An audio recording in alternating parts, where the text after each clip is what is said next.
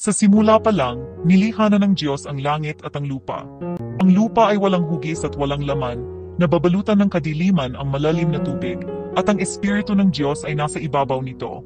Tapos, sinabi ng Diyos, magkaroon ng liwanag, at nagkaroon nga ng liwanag. Nakita ng Diyos na maganda ang liwanag at inihiwalay niya ang liwanag sa kadiliman. Tinawag niya ang liwanag na araw at ang kadiliman ay gabi. Lumipas ang gabi at dumating ang umaga, ito ang unang araw. Sinabi ng Diyos, magkaroon ng espasyo para paghiwalayin ang mga tubig at nangyari nga. Ginawa niya ang espasyong ito at inihiwalay ang tubig sa itaas mula sa tubig sa ibaba. Tinawag ng Diyos ang espasyo na langit. Lumipas ang gabi at dumating ang umaga, ito ang ikalawang araw. Sumunod, sinabi ng Diyos, magtipon ang mga tubig sa ilalim ng langit para lumitaw ang tuyong lupa. At nangyari nga. Tinawag ng Diyos ang tuyong lupa na lupa at ang nagtipong tubig ay dagat. Nakita niya na maganda ito. Tapos, sinabi ng Diyos, magkaroon ng mga halaman sa lupa, lahat ng uri ng halamang nagbubunga ng buto, at mga punong nagbibigay ng prutas na may buto sa loob. Ang lupa ay naglabas ng lahat ng uri ng halaman at puno, tulad ng iniutos ng Diyos. Lumipas ang gabi, at dumating ang umaga, ito ang ikatlong araw. Sinabi ng Diyos, magkaroon ng mga ilaw sa kalangitan para paghiwalayin ang araw sa gabi. Magiging tanda ang mga ito ng mga araw, panahon at taon.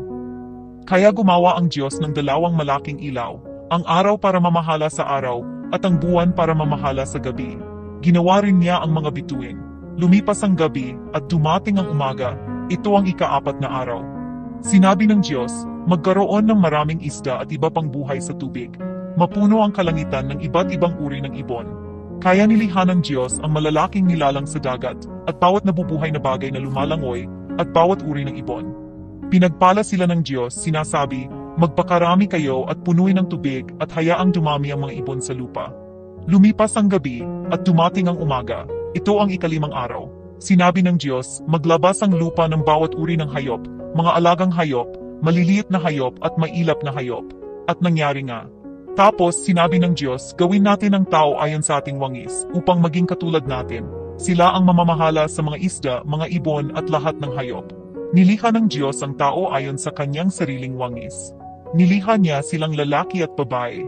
Pinagpala sila ng Diyos at sinabi, magpakarami kayo, punuin ang lupa, at pamahalaan ito. Ibinibigay ko sa inyo ang bawat halamang nagbubunga ng buto, at lahat ng punong nagbibigay ng prutas para sa inyong pagkain, at bawat berdeng halaman para sa lahat ng hayop. Nakita ng Diyos ang lahat ng kanyang ginawa, at ito ay napakaganda. Lumipas ang gabi, at dumating ang umaga, ito ang ika-6 na araw.